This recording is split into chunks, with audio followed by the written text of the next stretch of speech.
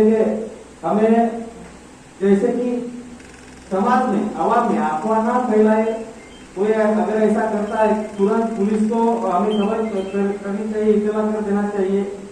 अगर किसी अमन कमेटी के सदस्य को ऐसा कुछ लगता है तो तुरंत वो हमें इन्फॉर्म कर दे और आगे जो हमारी घटना है वो ना हो जाए। इसीलिए हम पूरी तरीके से एहतियात इसमें बरतनी चाहिए।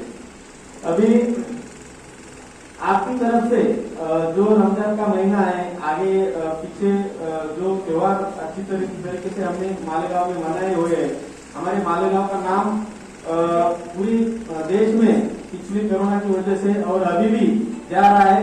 अभी हम देखते हैं कि पूरे भारत में ग्रामीण इलाकों में कोरोना फैला हुआ है, लेकिन मालेगांव में ज्यादा पेशेंट नहीं मिल रहे। ये आपकी और आवाम की यहाँ पर मैं शुक्रिया करता हूँ कि अच्छी तरह से आप एहतियात बरत रहे हैं और कुछ जो हर्ड इम्यूनिटी वगैरह होगा, शायद बाकी का भी कुछ कारण हो सकते हैं, तो उसके चलते कम पेशेंट मिल रहे। लेकिन ऐसी भी आशंका है कि रमजान के बाद कुछ पेशेंट बढ़ भी सकते हैं, क्योंकि स्ट्रेन नया आया है। नागपुर में नए स्ट्रेन के कुछ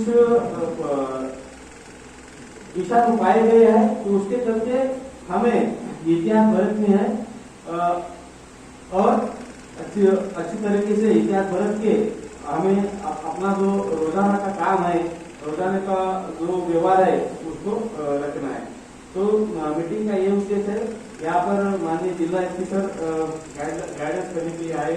फिर से मैं सर का यहाँ पर इस्तेमाल करता हूँ और आगे आपको जो कुछ बातें रखनी है आप में से उठकर कुछ लोग बात कर सकते हैं।